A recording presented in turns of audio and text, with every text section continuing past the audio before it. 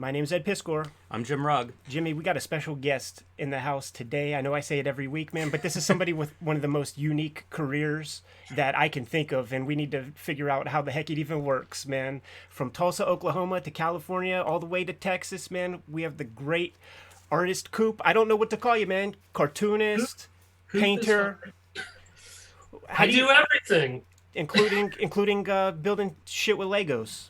Yes, you can see my Legos behind me. This is Cartoonist Kayfabe, man. So we get steeped in wrestling a little bit, and you went to high school with Eric Watts, man. Tell us about that. True. Yeah, when I grew up in Bixby, which is like a little suburb south of Tulsa, and Cowboy Bill Watts lived there. And when I was a kid, I think that was I'm trying to think, like, the first time I saw him. This is like a perfect story for you guys. So in I think probably like the second grade, they would have us come out at the end of the day and we'd stand in front of the school and get on the school bus, or whatever. And so we were standing out there one day, all these little second graders, third graders, and a Corvette pulls up. And we're like, oh, that's interesting. And Cowboy Bill Watts and Dusty Rhodes, the American Dream, get out of, which is basically like for a bunch of second graders in Oklahoma in, God, I don't know what year that would have been, probably like 76, maybe 70, well, maybe even earlier. It's like, Captain America and Iron Man get out of a car at your elementary school. And so everybody was just like, completely lost their shit about it. But and then a few years later, I think he ended up buying, I guess it was Mid-South that he ended up buying, and moved the headquarters to Bixby. So he had like it was like an old, like kind of an old like Victorian or craftsman house in the old downtown part of Bixby. And so you'd see wrestlers come through. I wish I could find, my dad for a while was the editor of the newspaper there in Bixby, and he had a photo of himself standing next to Andre the Giant. Wow. And again, that was probably about the same time, probably about 75, 76, something like that. So I'm old school, man. Growing up in Bixby, you could explain what the temperature was like there culturally, but I imagine that very cold. The collector instinct in you, is that fostered when you're growing up there, and maybe it's those coastal cities that are the first to get all the cool shit, man. So, well, I guess specifically talking about comic books, I'm old enough. I bought comic books at the drugstore. There was like a spinner rack at the drugstore. And I actually ended up I went up back up to my parents' house almost right around this time last year. And I found, my mom had kept most of my comics. At some point she'd like taken them out of long boxes and they were just like stacked up in the closet of my room. So I ended up going to a comic book store and buying, long boxes to put everything in so that I could bring it back home. But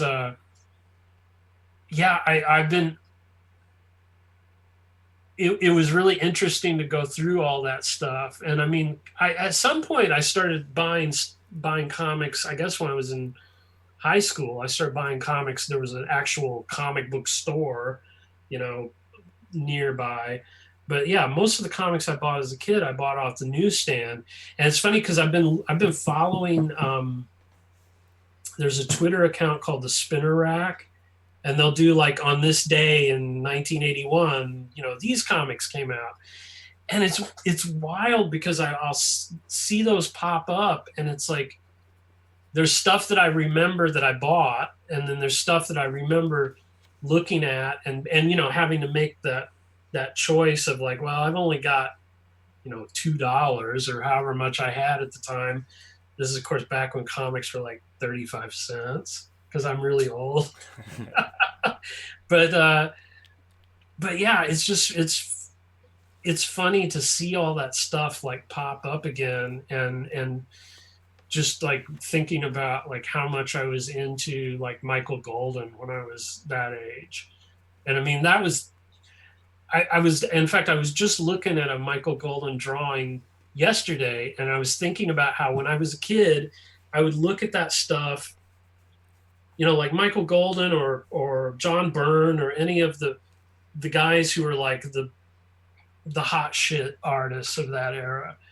And like I would just look at it with this like I couldn't understand like how they did it, like how they just that how they were able to draw like that, to draw that effectively, I guess. And I look at it now, and I still look at it like a Michael Golden comic, like, man, that's fucking bitching. But like now, like I can look at it and go, oh, okay, I understand what he was doing. I understand why it looks that way. You know what I mean? And I think that's just something that just comes from like doing the work, for years and years. For sure. But yeah, I just that era. Anytime I look back on that stuff, like I just, especially like Michael Golden or Marshall Rogers or. And I mean, I was buying Daredevil off of the spinner rack as it was coming out, because I remember like I can't even remember which issue. It was a real early one in Miller's run where I was like, this doesn't look like anything else on the stand, and I was immediately like hooked on that, and that was like such a huge thing. I mean, it's. I can't even, I don't know if I can even, because everybody's so much more, I guess, educated about not just about the work, but also about like the influences and sources and stuff. But seeing that as a kid and being sort of relatively ignorant of like the things he was referencing and the things he was taking from, it was just like, it was like it just this thing that was fully sprung from his brain. And you just couldn't even like figure out how somebody could do that, It's real fun to try to just build a little context for where you came from, and the sort of cultural temperature that you grew up in, because you have like so much pop art that we like, you sort of have inflected upon over the years. So another thing that I'm curious about is, I know you have interest in kaiju and those vinyl toys and things. Mm-hmm.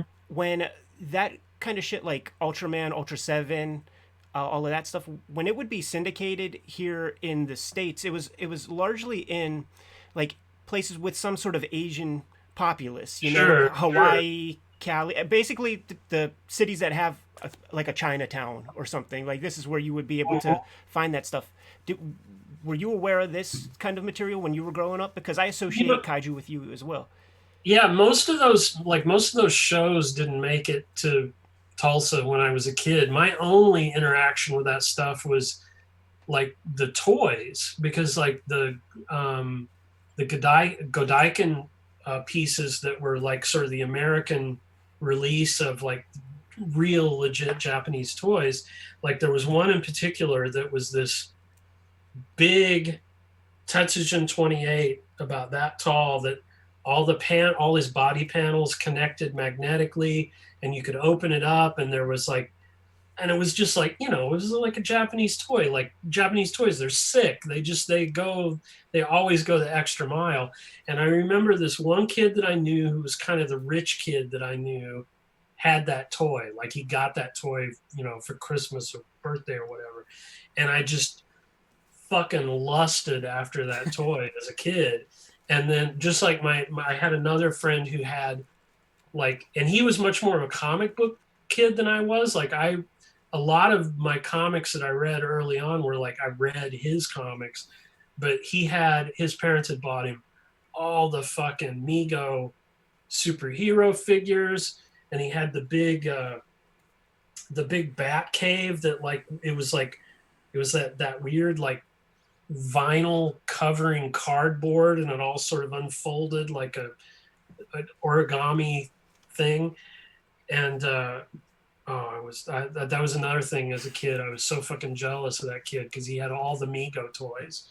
But yeah, culturally, I mean, culturally, Oklahoma then was just a fucking dead zone. I mean, it kind of still is, to be honest.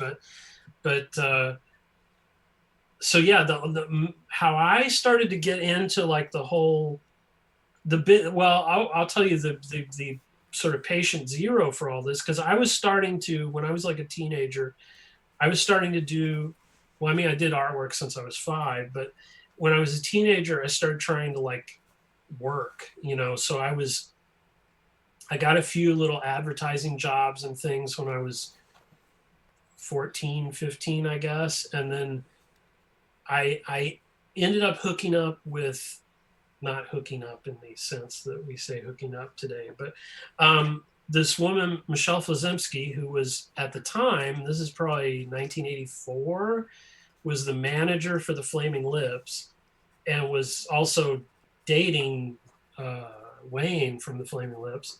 But I just approached her and was like, I want to do flyers for the Flaming Lips. And I was just some stupid fucking kid.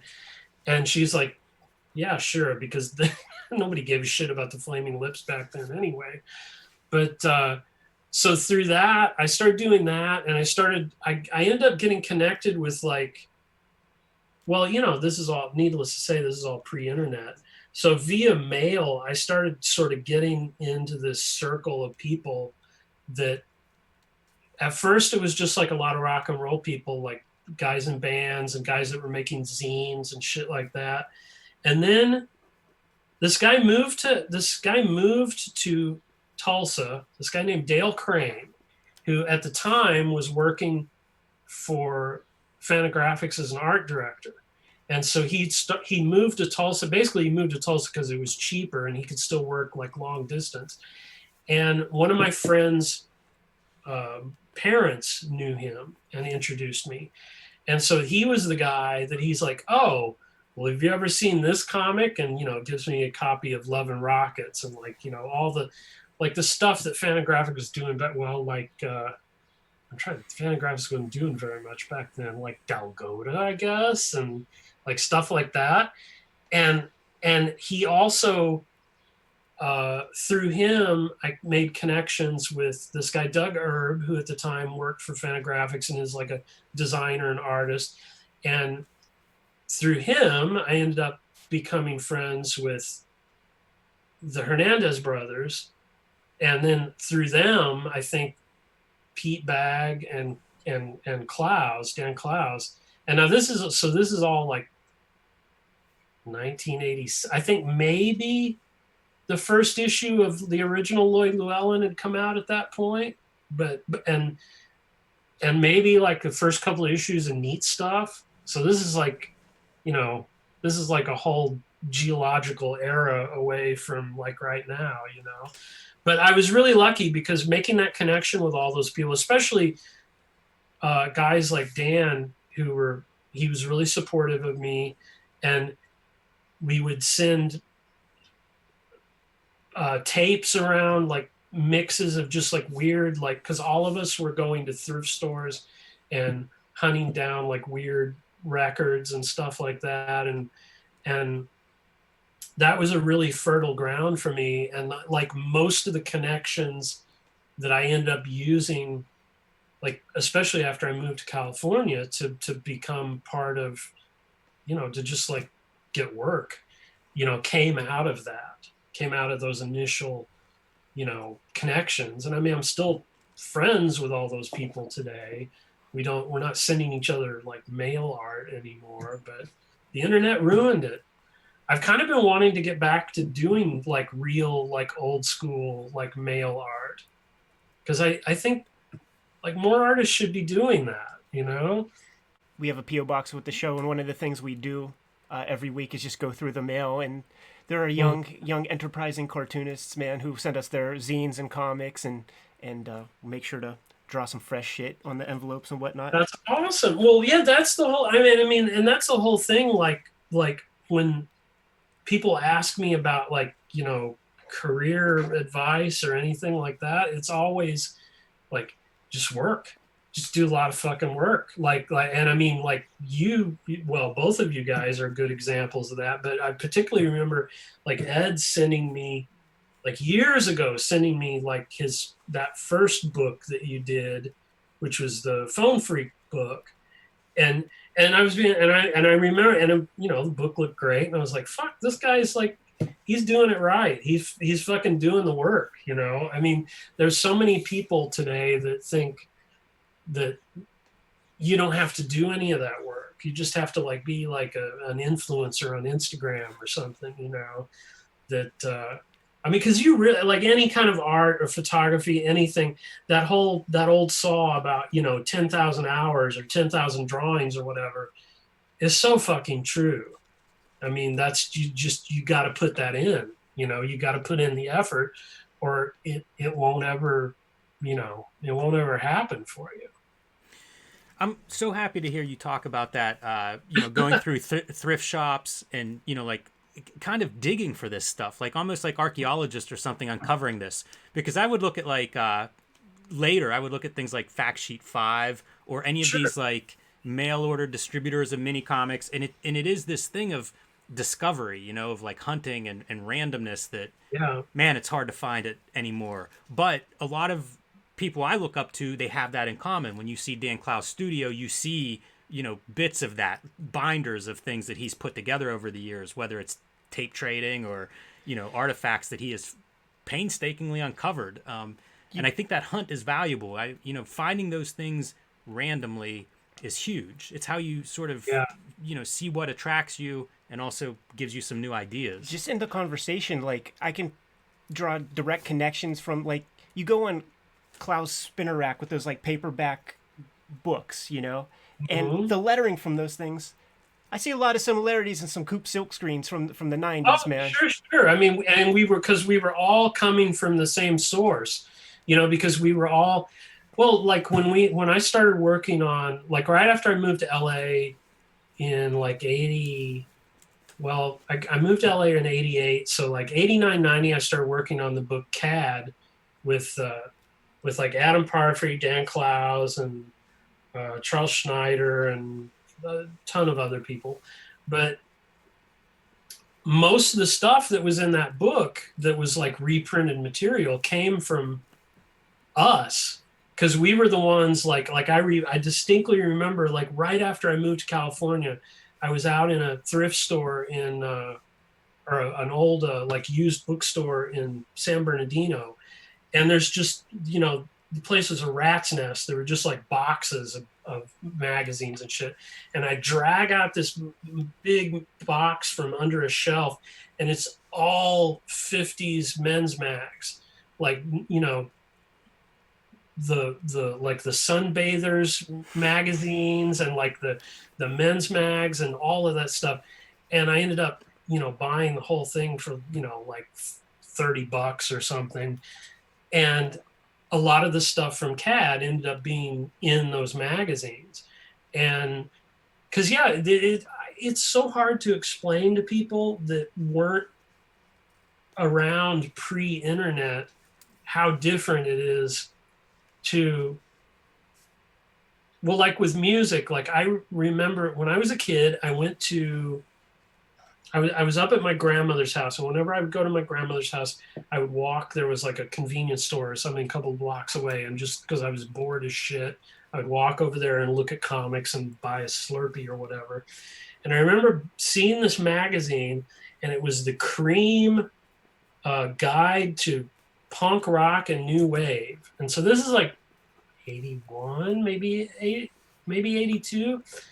And I was like, oh fuck, I gotta buy this. And it was just this like encyclopedia of like every fucking cool band that was doing stuff right then, with like, maybe a paragraph or two describing them, and if you were lucky, like a photo. And I distinctly remember there was a photo of the Cramps, which was the photo on the back cover of Psychedelic Jungle. And I just remember seeing that and like being like, there's a band called the Cramps, and they look like, what they look like, they look like weird, creepy monsters. Like I have to hear this band, And so that one little magazine, like that was like a Rosetta Stone that just opened up like, oh, well, this is stuff I need to start like looking for. And I was lucky because I had a couple of friends who were a couple of years older than me that were record guys that turned me on to stuff as well. But yeah, it was just everything. It was all part of the mix. It was all together, but there was no, because there was no internet, there was no, it wasn't like that. Like now it's kind of like top down. Like somebody on the internet decides this is important and cool. You have to all like this, and everybody falls into line. But like then it was like you were just off on your own out in the weeds, particularly if you lived somewhere that wasn't like New York or LA. I mean, you were just trying to discover cool things for yourself, And then of course when I moved to California a couple of years later, it was just like the smorgasbord, it was like the Golden Corral, because like there's all these record stores and bookstores and amazing thrift stores full of like tiki mugs for $0.25 a piece, and I never looked back. Coop, one thing that you haven't mentioned yet were video stores or VHS. Was that something that was influential to you? Like I for me, that was a big moment of like finding what you're describing, where I would just spend hours marveling at these things. Well, I knew a guy when I was in high school. There was a guy I knew that was a couple of years older that he actually worked at a video store. And so he would always be the guy finding crazy stuff. And like, that's through him I saw so much.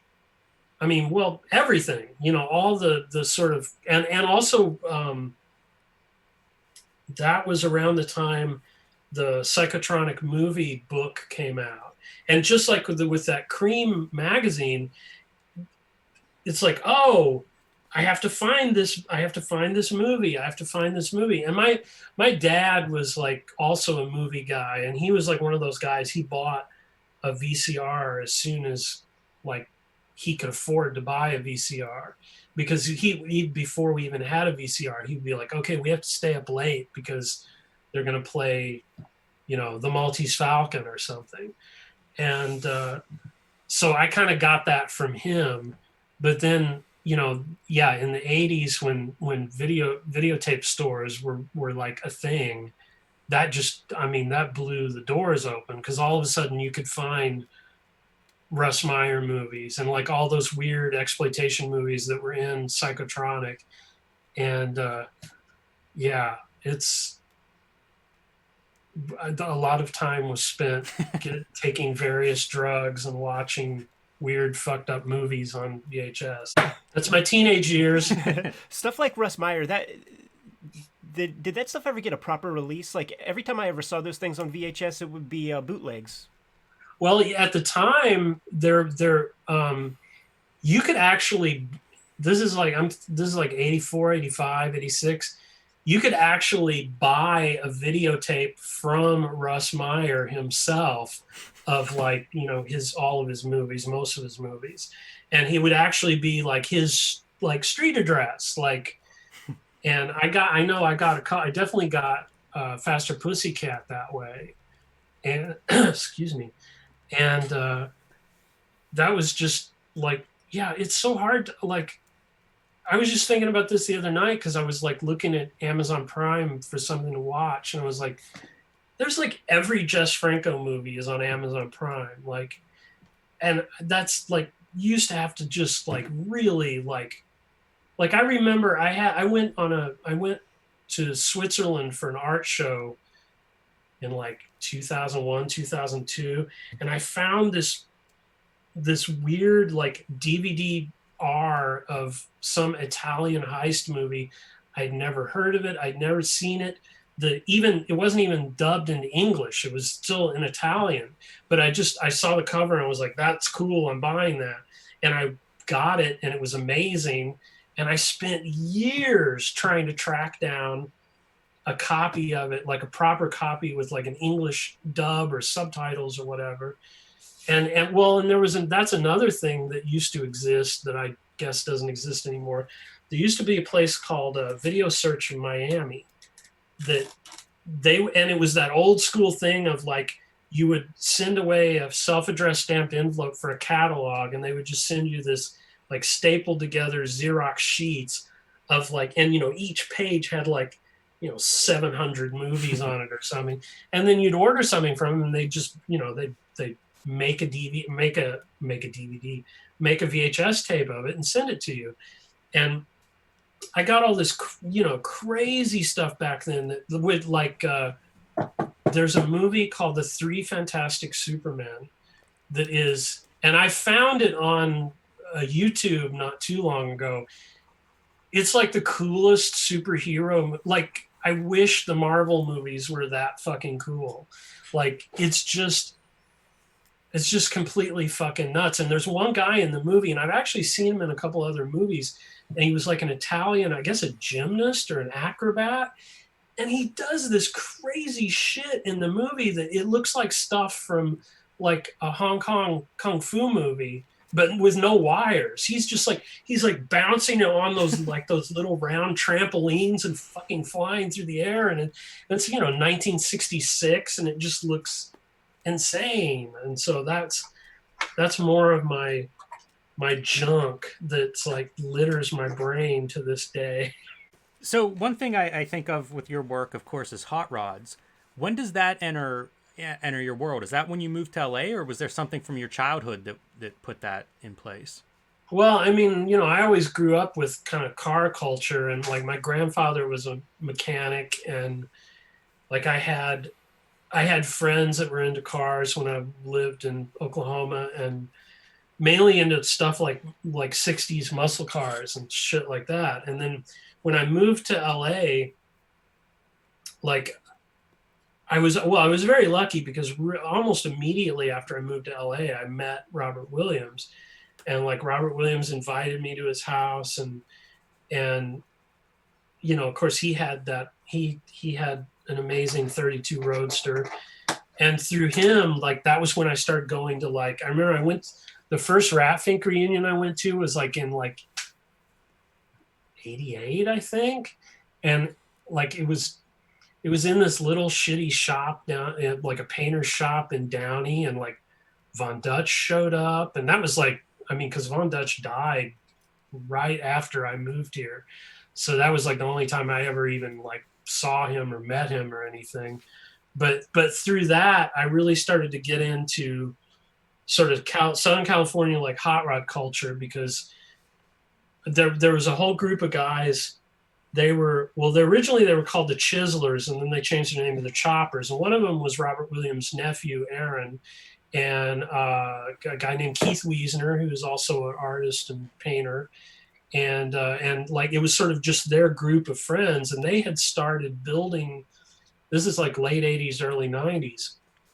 They had started building really traditional style 40s, 50s hot rods using like the original, the period correct like parts and everything. Whereas, because at that time, the main, like if you went to a hot rod show in 1988, most of the cars looked like the cars Boyd Coddington built. They were all like the ZZ Top Eliminator car, like, primary colors and aluminum,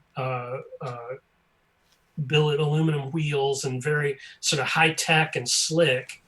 Whereas these guys were trying to build a car like the way like a teenage guy in 1948 would have built a hot rod, like with a flathead motor, with period speed equipment, and, doing their own work, like, in their backyards and everything. And it was cool as hell. Those cars were so fucking cool. I mean, that's still the style of like hot rod that I'm into.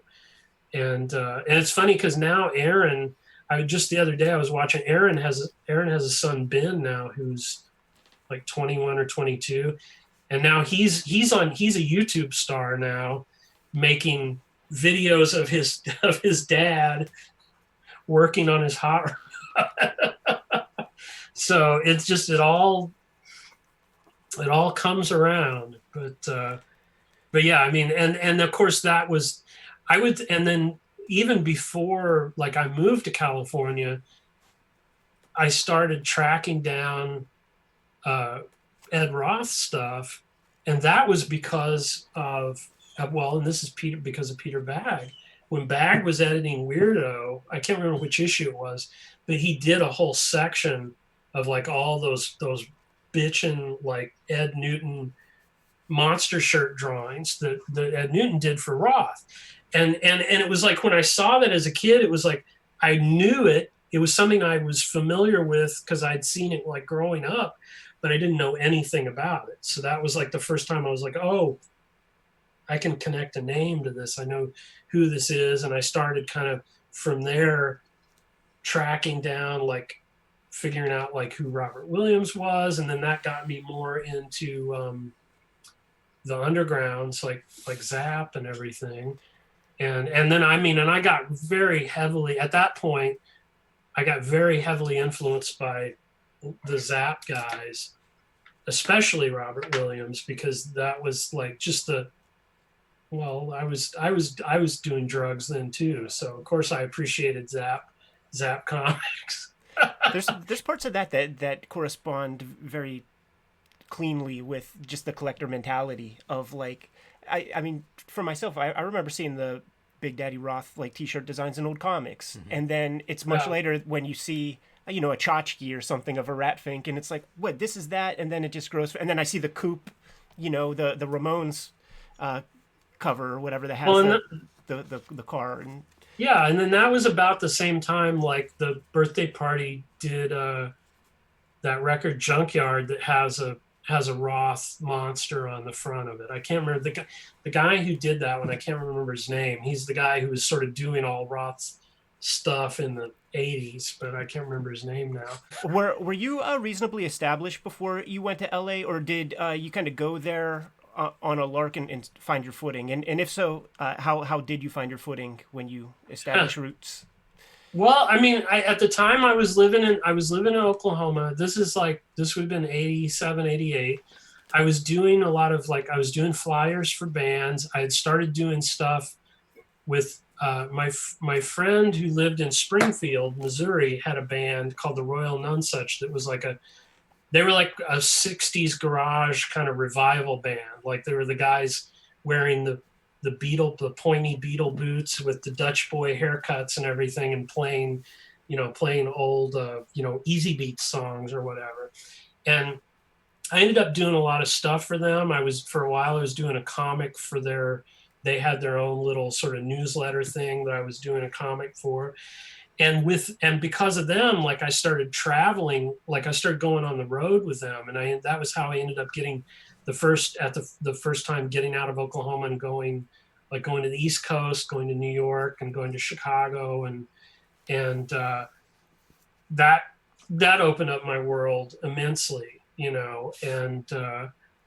so once I sort of already had connections with California people by the time I was ready to move. But I mean, I came out to California with like $200, and I was like, I rode a bus out, and I had a friend I knew I could stay with for a while. So I stayed with him for a while, and then eventually got a job and got a place of my own. I was still living like out in the desert at that point. I couldn't afford to live in LA even then. And, but I met really early on. I got, because of my connection with the Royal Nonesuch, there was a whole, that scene was very big in Southern California. All the bands that were had Rickenbacker guitars and bangs, and so I was kind of involved in that scene, and through that I think meeting Long Gone John was like kind of that was the big deal for me. Like I had hooked up with Greg Shaw and done a couple of things for his label, but Long Gone John was the first guy that just started just throwing work at me, just gave me as much work as I wanted. And of course, what would have work have been? Posters? Well, everything. Like I was doing print ads for him for music magazines. I was doing illustrating record covers for him. I was, sometimes he would just need a logo for a band, and I would hand draw logos and shit like that. And now part of his deal was he always wanted the original art. So he probably has like 200 pieces of original art from me that I haven't even seen since I did them, And in fact, I was talking to him recently, and I was like, look, I think I need to like come up, because he lives in Washington now. I said, I think I'm going to come up there with like a flatbed scanner, and I'm just going to like spend a few days like scanning all that shit. And he's like, oh, I don't know if I want you to do that. And I'm like, well, I'm not stealing it. I'm just making a copy of it, but yeah, I mean, I was just working constantly then, because like he would give me like $200 for a record cover. So I would have to do like, 7 or 8 record covers a month just to like pay my bills and shit, which now that seems incredibly low, but but yeah, I just did tons and tons of work. And like I said before, you just keep doing work, and then more and more people go, oh yeah, I know that guy. And then I think around 91 or 92, I met Frank Kozik. And then he was the guy who was like, oh, well, you should, your art's really good. You should start doing concert posters. Because at that point I think he was still living here in Austin, and had just started doing silkscreen posters. And so I got involved in that, and that was really like sort of where a lot of people sort of knew my work from, is that stuff happening. So yeah, those things would be in every fucking tattoo parlor and bar and places that that around here, man. I love the whole poster art stuff, like it's so design, illustration, and then like we see a transition in the late 90s and early 2000s where like the lowbrow, the trash culture, this stuff starts to find its way into almost like a mainstream art consciousness or world. Was that something, how conscious of that were you, Coop? Because that seems like that was a certain fight that artists had at some point for, I hate to say respect, but for opportunities. I suppose that once it crosses that threshold, suddenly that art is worth a whole lot more if there isn't a barrier. Well, the thing was like LA was great for that, because LA in the 80s, 80s and 90s, they still are around today, but La Luz de Jesus gallery was like a huge deal. And like I had my first show at La Luz de Jesus in like 93 or something. And that was at that point, like Robert Williams was still showing there, so that was a big step up. And then once, what made everything explode was when Juxtapose magazine started. That was a fucking game changer for everybody.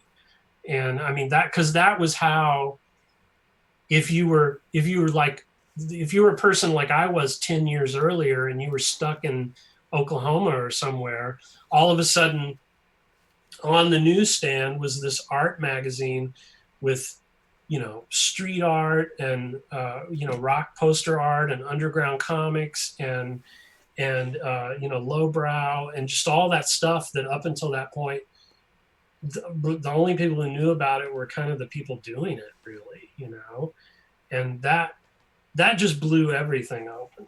Can you explain the process of the concert posters down to, this is a nerdy channel, so minutia is welcomed. I'm curious about approval process with bands and stuff, if that was a requirement. Sure. I'm curious about who's pulling these screens and how that works. And just the business of it is fascinating, because there was a window, and I don't know that exists anymore, and there's just not too much stuff on the record.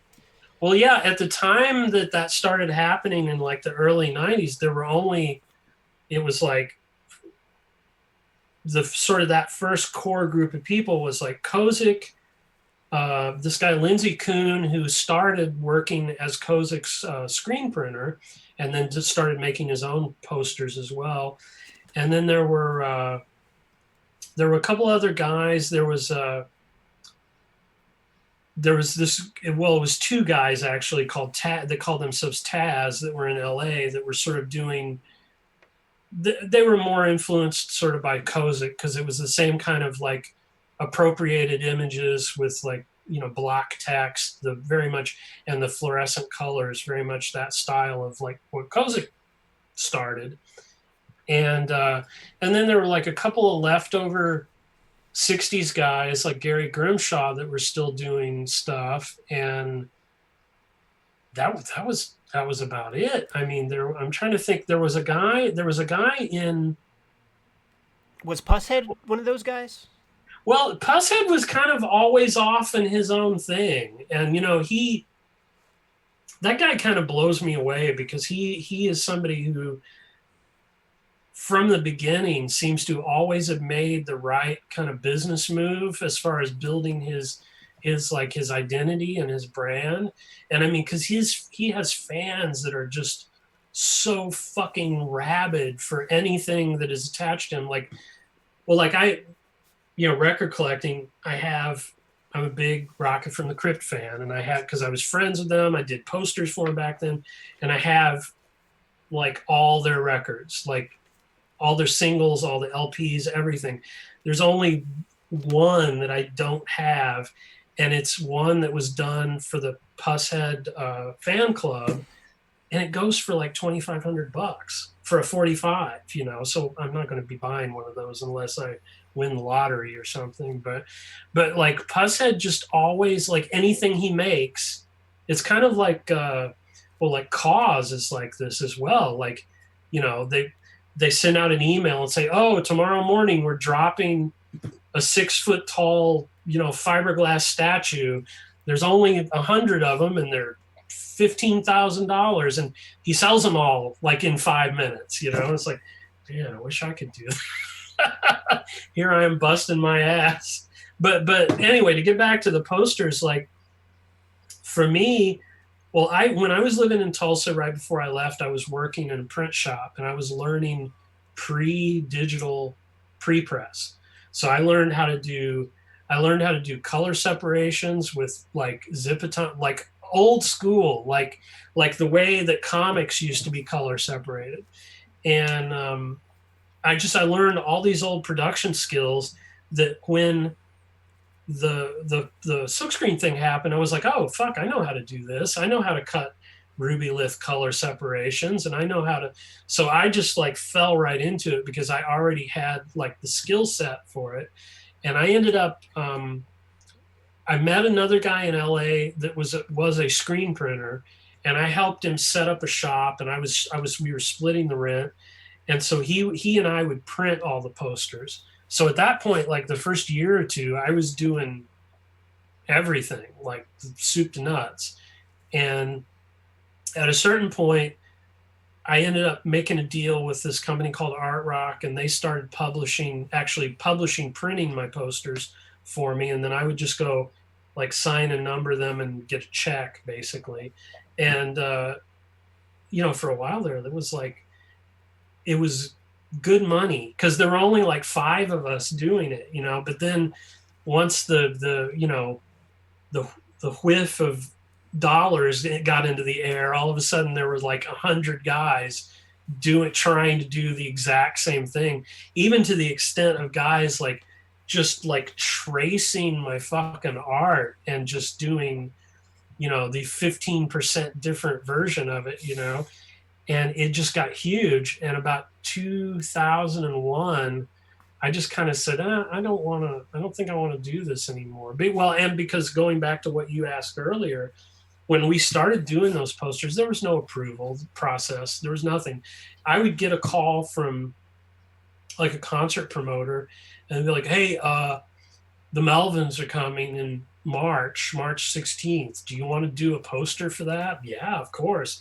And so I would just do whatever the fuck I wanted and draw whatever stupid thing I wanted to draw, and like hand letter all the type because I was too cheap to go get typeset at like a graphics house, because that was how you had to do it back then. And you know, I didn't start using the computer or anything until like late 90s, like 98, 99 probably. So I love doing posters because for me it was like the perfect, like, I love the process of it. I love the way the images looked. I love the connection with music that I was into. And I love that, people saw them. I mean, they got out there, they had visibility in a way that a lot of things, don't or didn't. So it was great. Would you draw them at actual size?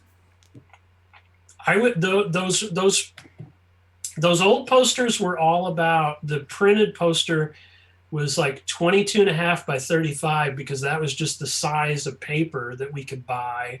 So, because we weren't trimming them or anything, we were just throwing them on there and printing them and, sending them off on their merry way. But so what I would do is I would usually do, my original art would usually be about, like, the paper size would probably be like 18 by 24. And I would just, anything that was like part of the black line was all like hand lettered. Like, I would just lay it all out, usually lay it out on like vellum or tissue paper, and sort of, move things around until everything was balanced and looked nice. And then like light box it onto Bristol board and, just kind of lightly trace it off onto Bristol board and then ink it with a brush, and, and I'd repeat graph for like straight lines and shit. And those were so that was about 30%. I think I would bump them up about 30% for the film positive that I would cut the separations from.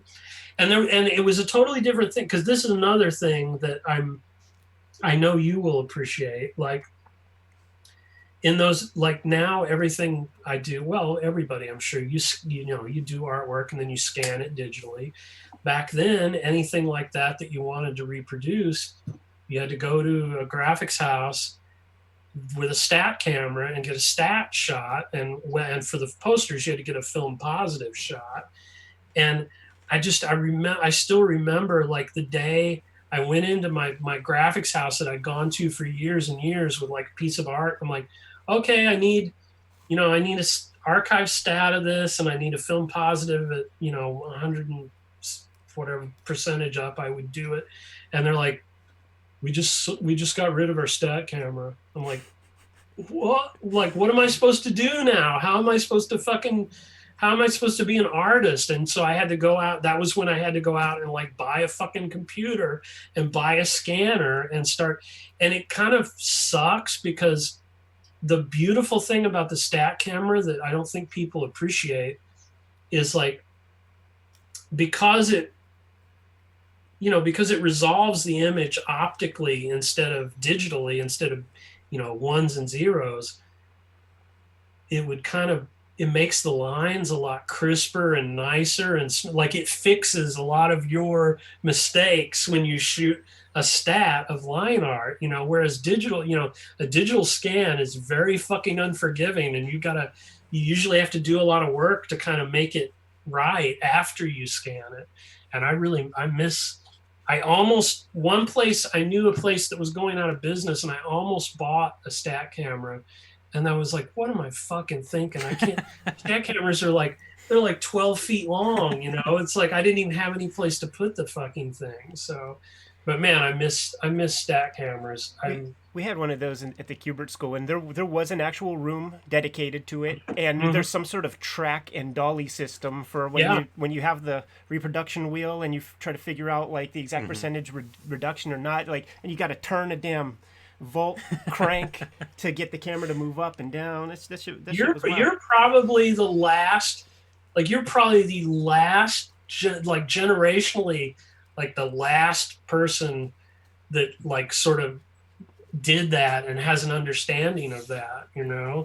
It's so different now. Like when I moved to California and I started doing magazine illustrations, like they would ask for a color magazine illustration, and I'd be like, okay, I don't know how to do this. How do I do this? And so at the time I was doing stuff for Long Gone John, and the Piz was also doing stuff for Long Gone John.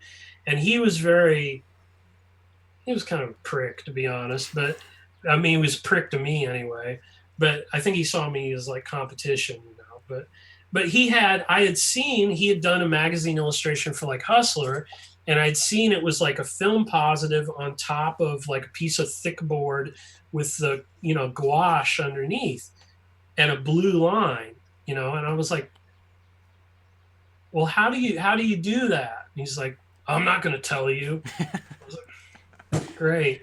So I ended up having to like hunt around, and because again, before the internet, and I finally found, I'm sure you guys know about like doing blue lines because this is your kink. But, I found like the two-part solution, and I had to figure out like how to, like I had to find a big piece of glass so I could, put the board on it, the board with the shit on it and the film positive, and then put the glass on it and then put it outside for like, 2 minutes or however long. And all that shit that like, even as I was learning how to do it, it was basically becoming obsolete. And within a few years, I wasn't even doing it that way anymore. In fact, I was even trying the other day to remember what that shit was called, the blue junk. And I can't even remember what the fucking name of it is. And I don't have any old jars of it anymore. So I don't.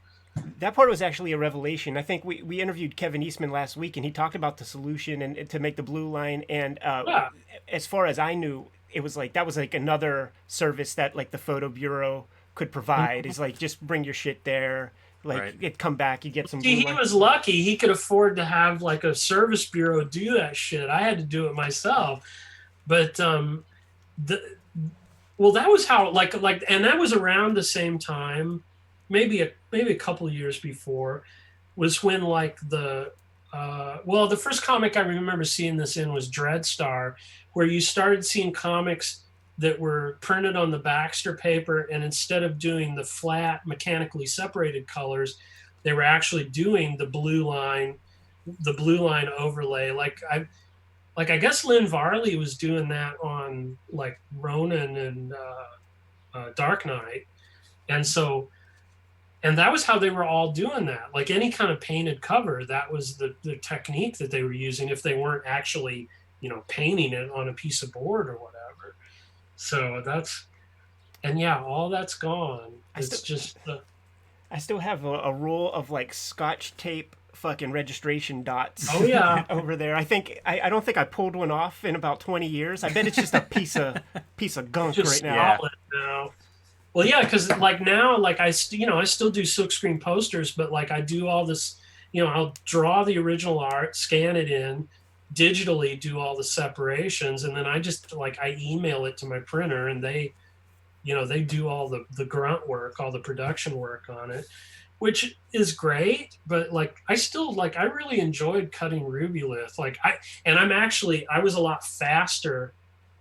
Like I could do a big ass like a 22 by 35 poster, 8 or 9 colors in like, an afternoon. Just whereas if I'm doing it digitally, it takes me a couple of days because it's just it's a fucked up process. I kind of hate digital shit, but I'm sort of obligated to use it, But because I can't, if I give a printer now, if I tried to give them a blue line with a film positive overlay, they wouldn't even know what to do.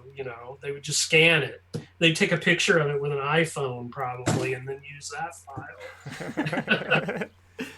Coop, you mentioned a little bit ago Pusshead in terms of like an identity and a brand.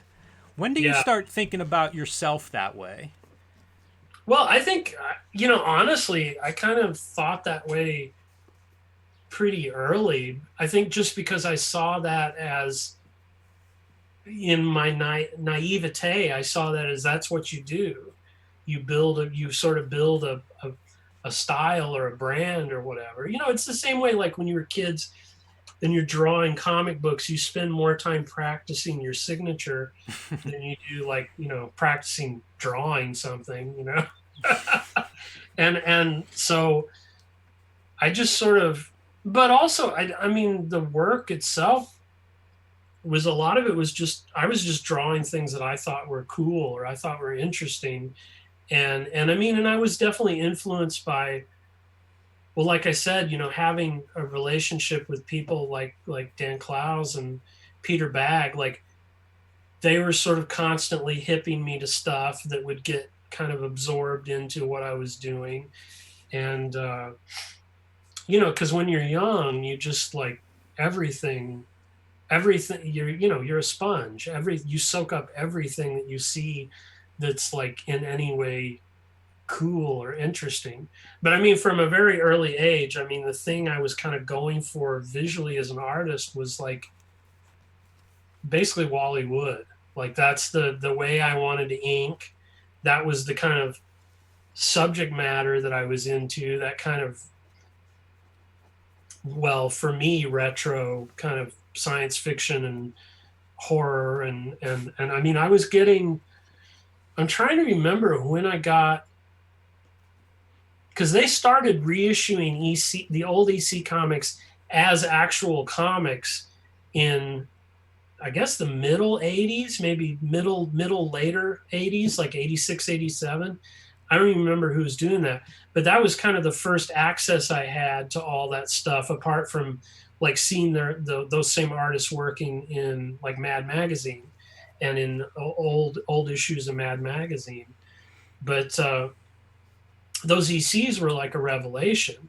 And I also knew that all these other people I was into and fans of, like, Robert Williams, obviously, and like Dan Clowes and other, I knew that was like a source for them.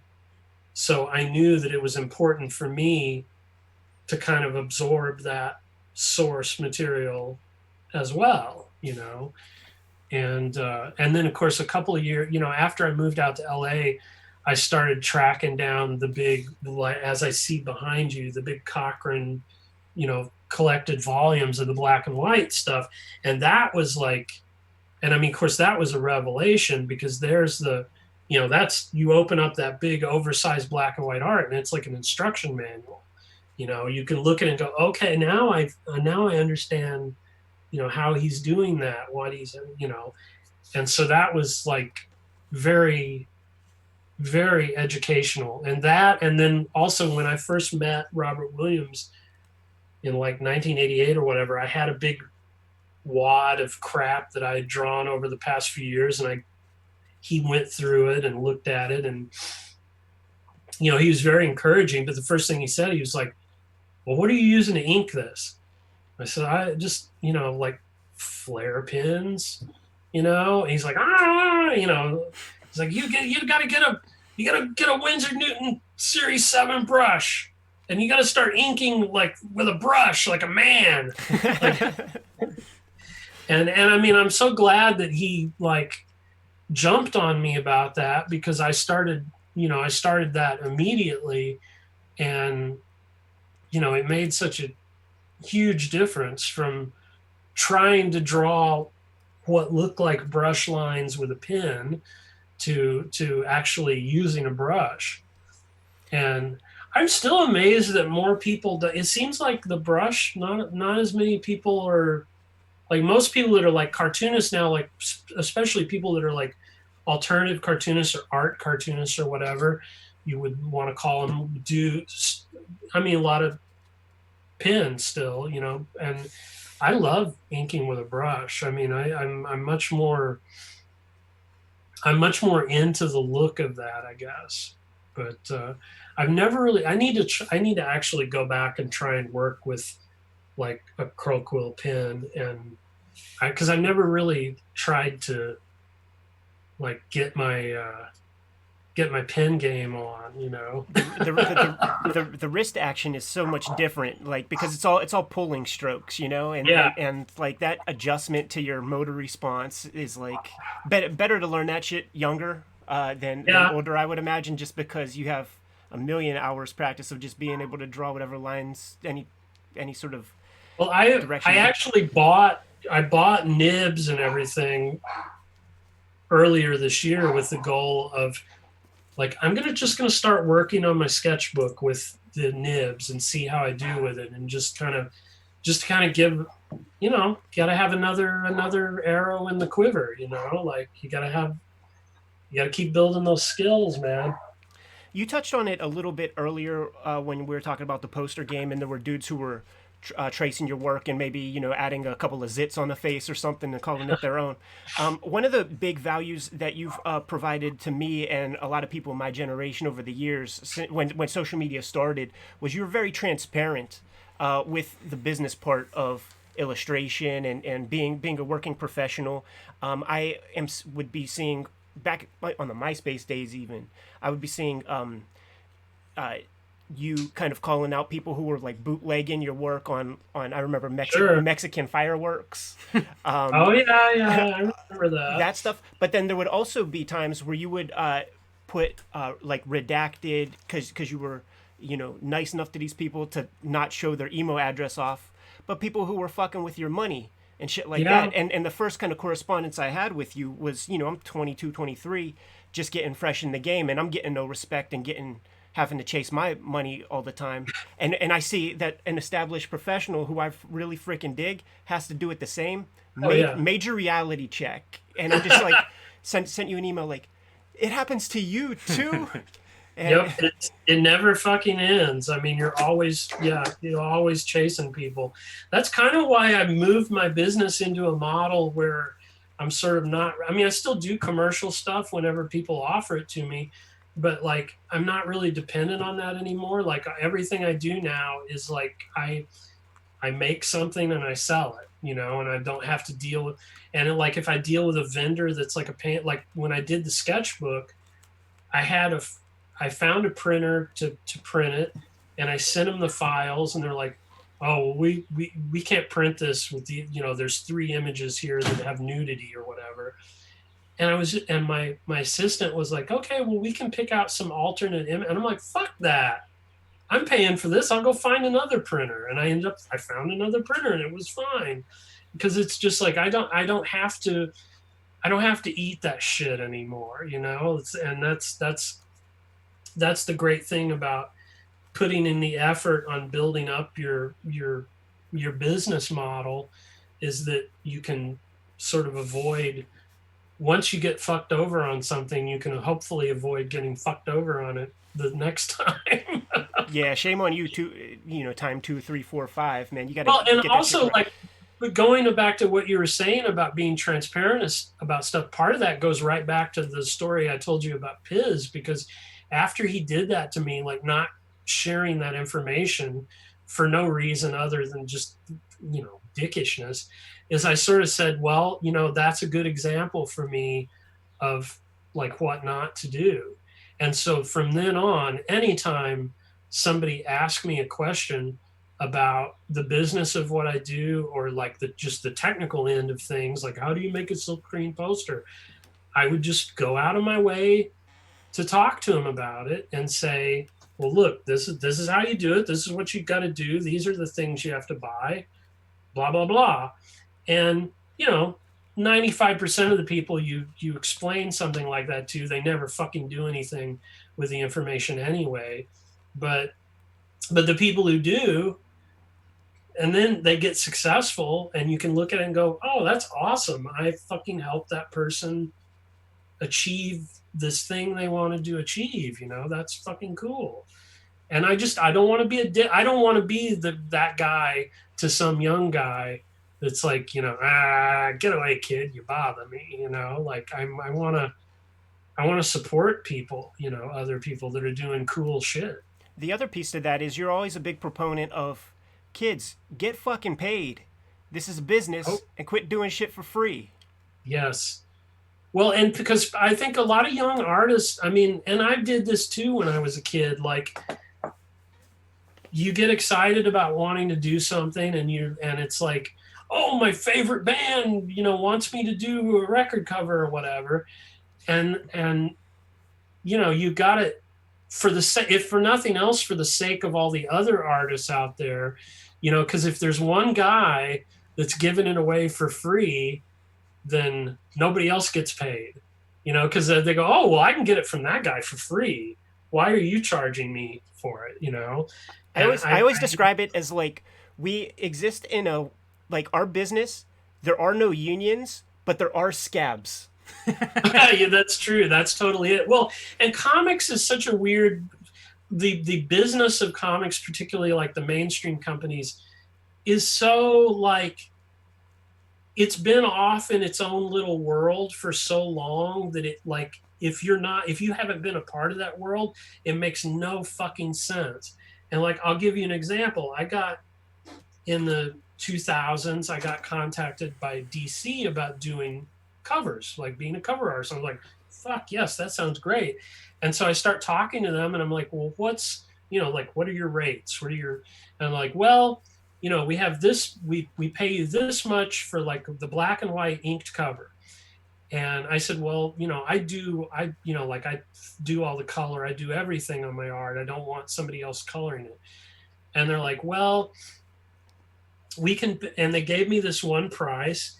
And then I said, I said, what does like somebody who does like a painted, like a full cover, like a painted cover, what do they get? And it was a higher price. And I said, well, that's what I should be getting because that's what I'm giving you is a complete finished, painted, fully rendered cover. And they're like, well, no, that doesn't work that way. I'm like, why does it not work that way? Because yours has black lines on it. And I said, well, no, you don't understand. Like where I come from advertising, commercial illustration, you get a price to do a colored illustration. You get a price to do a black and white illustration. It doesn't matter what the medium you're using is. It's whether it's color or black and white. And I'm like, well, we don't do that way. We don't do it that way with anybody. And I said, well, what about Brian Boland? Because he does exactly the same thing I do. He does line art and then he does a fully rendered color painting and everything. And they're like, well, that's different. He's Brian Boland. I'm like, well, and I ended up not doing anything with him because I just got so annoyed that they weren't. But of course, in the world of comics, that all makes perfect sense to somebody who works in comics because that's the world they know, and like I got like Marvel asked me around the same time, asked me to do. They were going to reintroduce a lot of their like occult characters, and so they wanted me to kind of redesign. I can't remember the name. It's like she was a character in the Damien Hellstrom comics, and so it was like she was like a female demon or whatever. And they're like, yeah, we want you to redesign her. Was it Damien's sister, Satana? Yes, Satana. And they're like, we're going to do a comic. We're going to do a new comic with her. We want you to do the covers and we want you to redesign the way the character looks. And I was like, and so I said, okay, well, that's cool. I said, they told me the price for the covers. I'm like, that's a good price. And then I said, well, what do I get for redesigning the character? And they're like, well, you don't get anything. And I'm like, well, that's part of like if I was doing this for an ad agency, these would be separate jobs. Like I would get paid to visualize this character, and then I would get paid to do the covers as a separate thing. And I'm like, no, we don't do that. We don't do it that way. And I was like, and then what are my like if you end up doing a TV show with this character, what do I get out of that? Oh, you don't get anything. And I'm like, why would I want to do this? And it's that thing with comics or with the big two, where the guys that do it, they're guys that they're 16 or 17 years old and they're like, I want to draw Batman, and that's their whole fucking goal in life. And so there's only one place you can go draw Batman and make any money at it. And, but they've, it's a monopoly basically. They've got their own game. They've got their own rules and you can't come in from somewhere else unless you're like a movie director or something, and then they'll let you do whatever fucked up thing you want to do. But the J.J. Abrams can get his son to write a Spider-Man comic. Yeah, they go for the cheap pops. Mm-hmm. There's so much stuff that you do, Coop, and I feel like you've mentioned a couple times, just do the work, which I like hearing. That makes a lot of sense to me. But, I'm curious about how you get into things like painting. How you go from... You seem to keep adding to your tool set and then being very successful in these other ventures. So I'm not sure the question there, but, what's the mentality of like, I'm gonna start painting or I'm going to start photography? Well, a lot of it with the painting was Robert Williams, because Robert Williams was like basically hounding me, like, you can't just keep doing commercial art. You need to start making fine art. That's what's going to that's what's going to survive, and that's what's going to last past you. And he of course had, like, at that point was just doing fine art, was just doing paintings. And I started paint, like my first, like I said, my first show that I had at La Luz in '93 had paintings. But at that point I was still very much kind of trying to do paintings that basically look like Robert Williams paintings. And it wasn't happening. Like, I mean, I was selling the paintings, but I wasn't like happy with the paintings. And what started the big paintings was I basically just sat down and said, okay, if I'm going to be a fine artist, if I'm going to be a painter, I have to figure out what I'm bringing to the table that like nobody else is doing. And at that time, this is like the early 2000s, most of the people that were doing stuff like in Juxtapose and things like that, it was a lot more like what I would call like boutique painting. Like it was like things that were, very sort of small and I'm not saying this in a defamatory way, but like such stuff that was very sort of small and like very more commercial, I guess I would say. Like the kind of thing you would walk into a gallery and there'd be 30 of these like, little 1 foot by 1 foot paintings, and you'd be like, oh, I know I can hang that. I know a place where I can hang that up on the wall in my living room. I'll buy that, And I was looking at that going on, and I was kind of like, well, I need to do something that sets me apart from that. Like I need to find a format or a way of painting or a way of approaching it that nobody else is doing.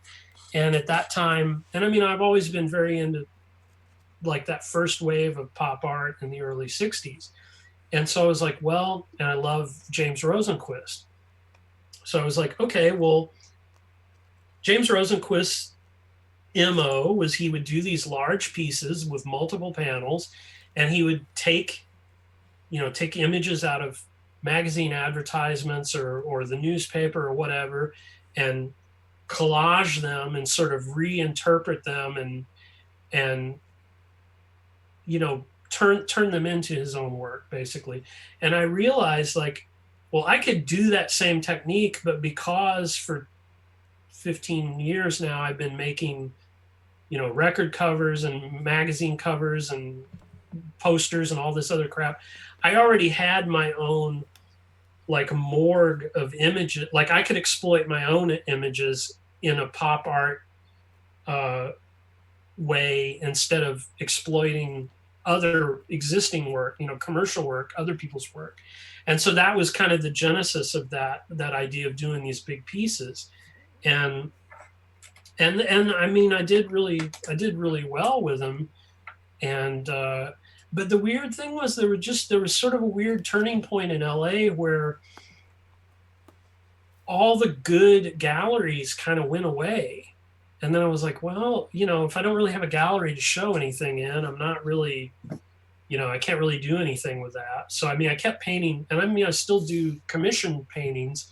In fact, I want to have to start on pretty soon. I should get off my ass and do it. But I just sort of figured out my own way to do it and did it. And like I said, with that first big piece that I sold to Mark Parker, I approached him as I was planning it, and I said, I'm making this big giant ass thing, and the only way I can make it happen is if somebody up front says, I will buy this from you. And luckily for me, he did. And that show was very successful, and that sort of helped continue, me doing more fine art like that. And then of course after I had done a couple of those shows with the big pop art paintings, and I really felt like I was really hot shit, like I was doing this fine art thing just like Robert Williams wanted me to.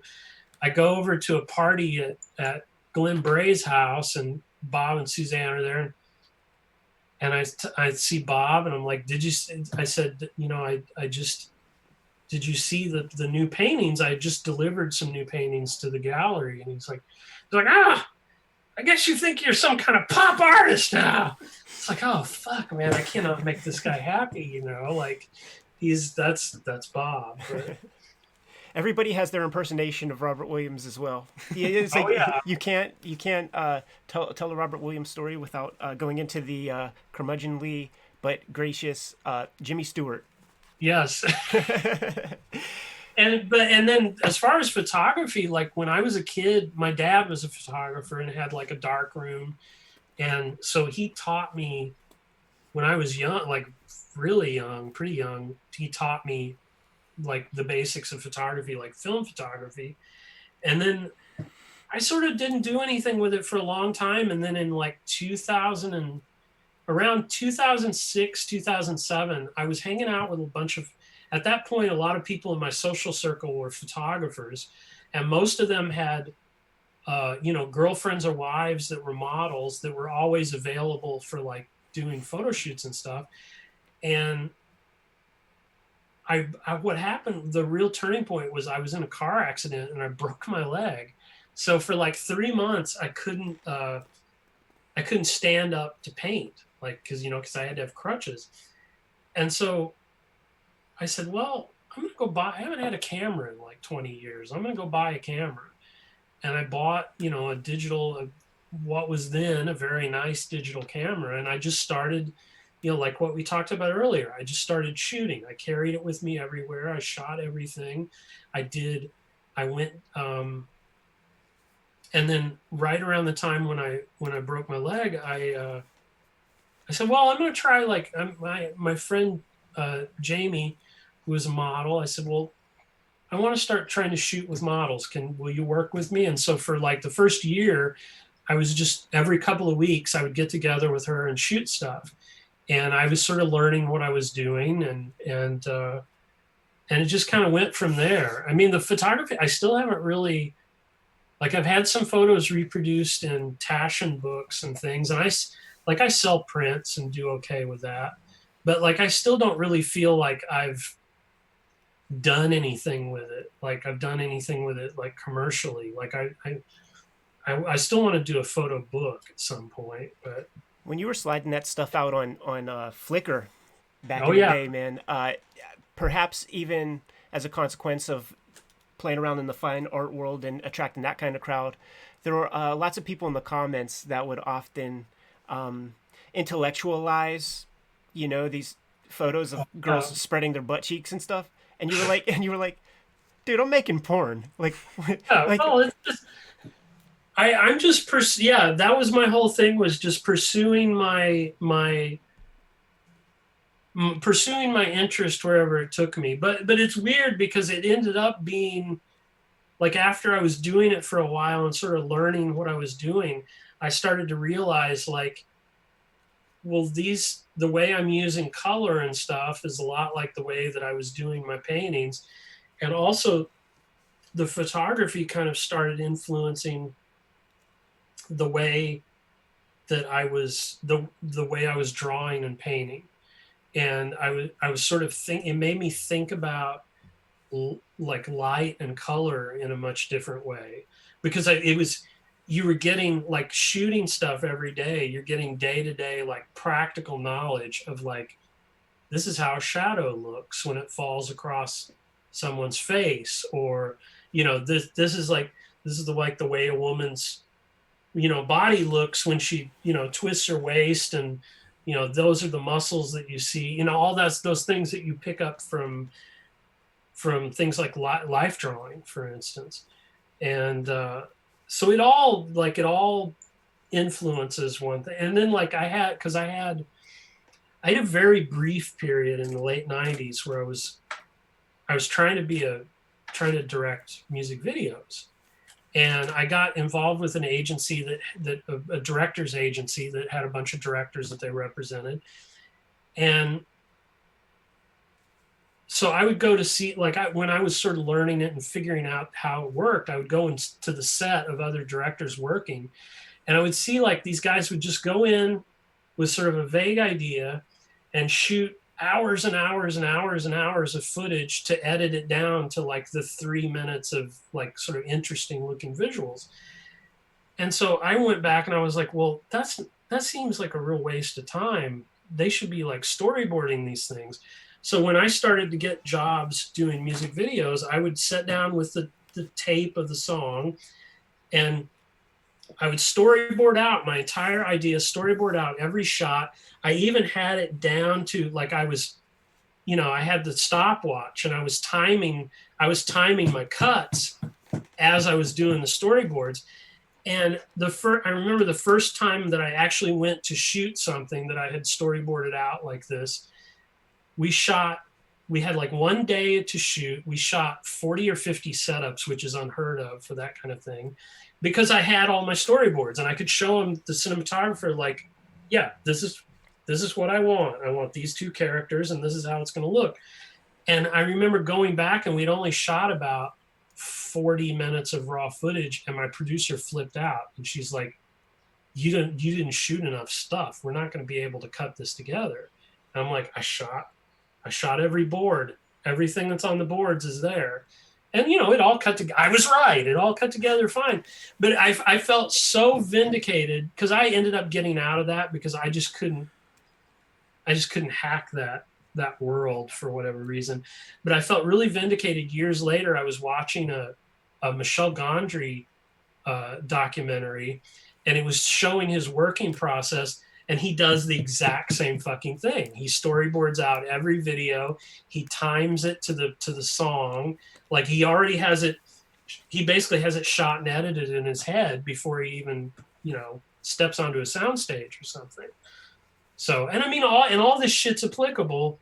Like, especially if you're a comic book artist, you already know how to do. Like either one of you guys could direct a movie, no problem. Unless you're just completely, it's impossible for you to deal with human beings person to person. But that I don't know about that. We might have a little bit of that.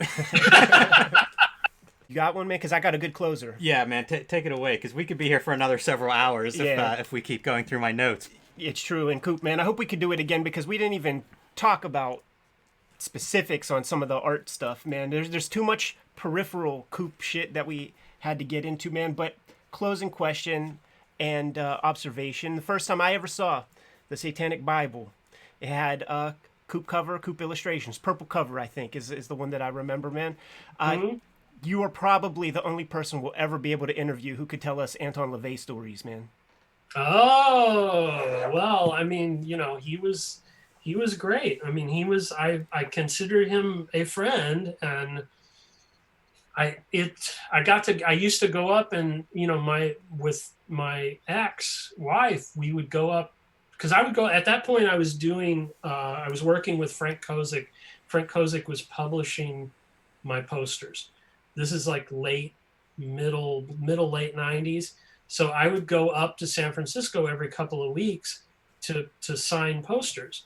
And so through two mutual friends, they said, well, we want you to, we're going to set up a meeting so you can go meet Anton LaVey, because they knew him and they're like, he'll like you. He'll think you're cool. And so I got to go to the Black House and it was amazing. And then after it, I'd been there a couple of times. I was coming up there again and they're like, oh, well, if you want to stay with us, you can stay with us. And so we would spend the night in the Black House. We spent the night there one year on Halloween, which was very entertaining because the bedroom that we stayed in is like, if you see the photos of the Black House, the second story windows on the front of the house that was the bedroom we stayed in.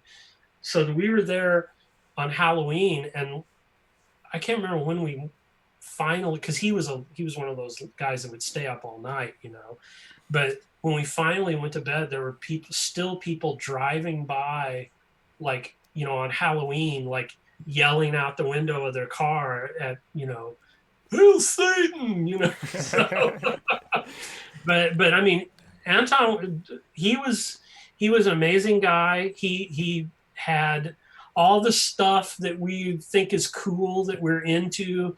he was into it before you were. He knew about all of that stuff.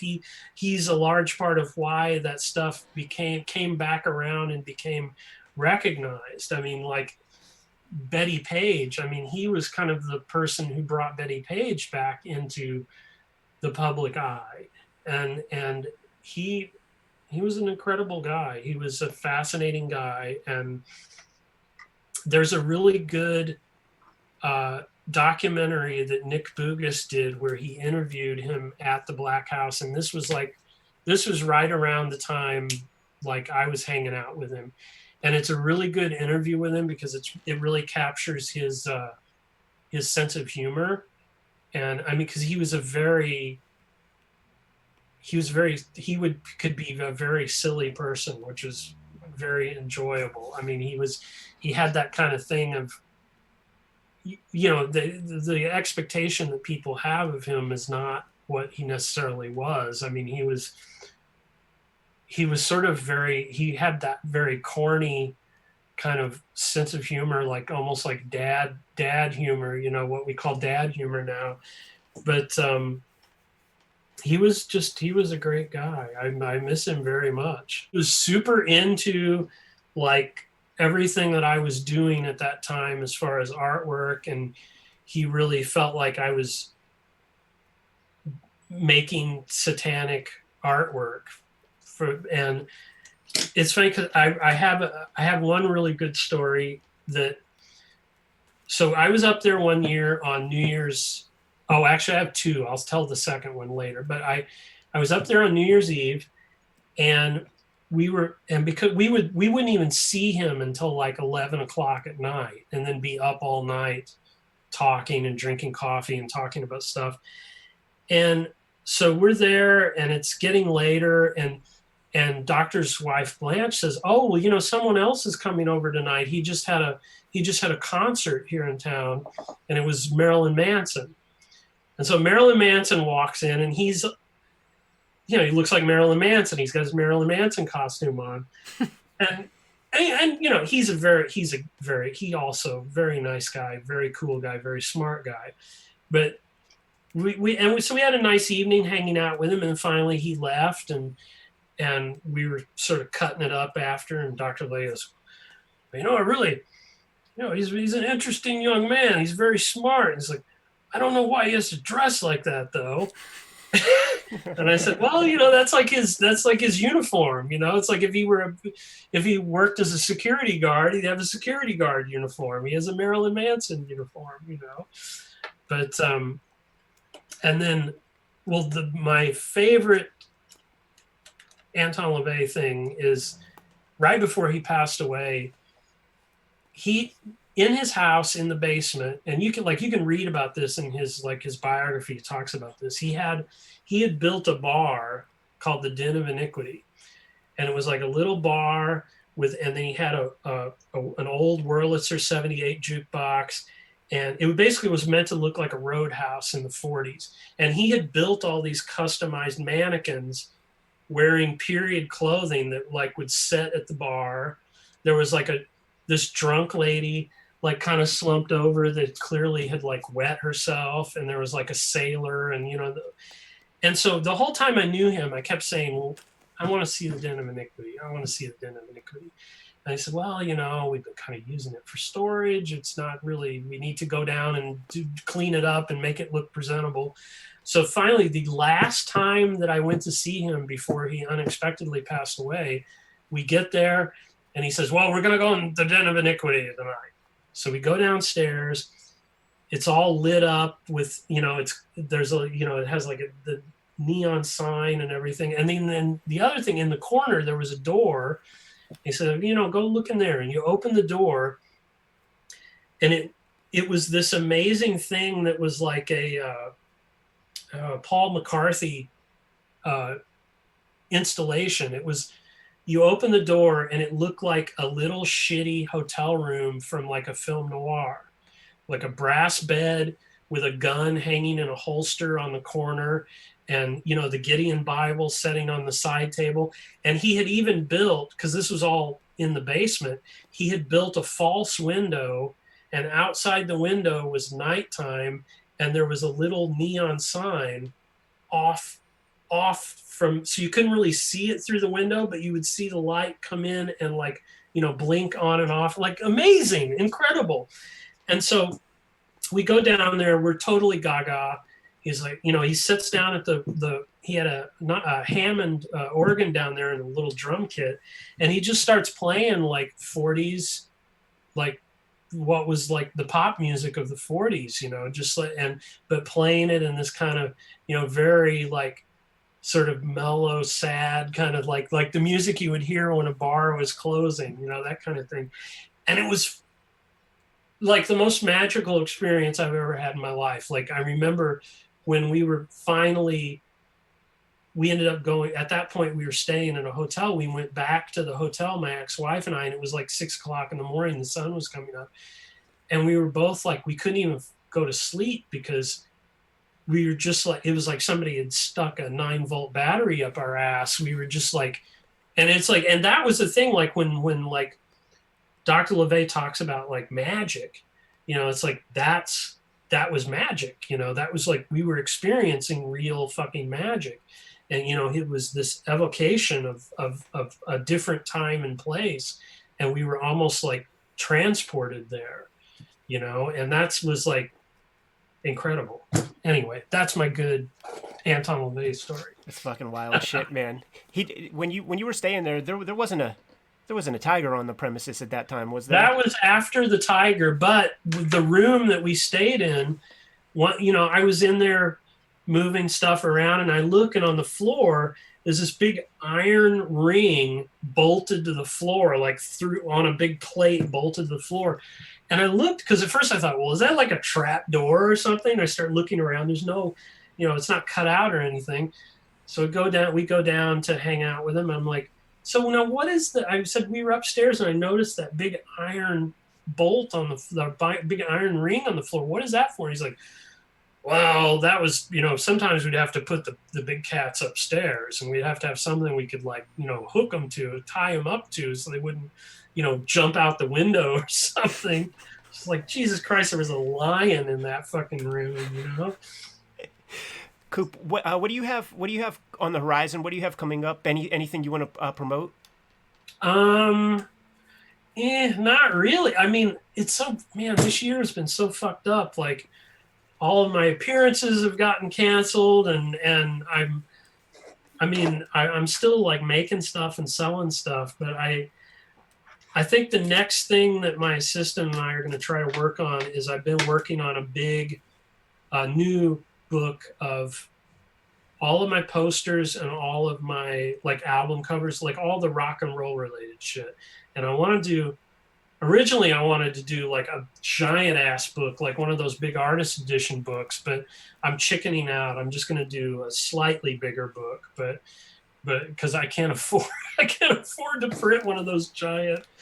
I remember when Sammy Harcum brought that giant ass Kramer's ergot, and I kept making jokes, and I kept saying, well, the next one you're going to have to be able to build like an outhouse out of it, because that's you can't. It's the only way you can go, is it actually has to function as like some sort of a building, some sort of a structure, But I love those big ass books. Of course, I don't love trying to find a place to like put them in the bookshelf, but.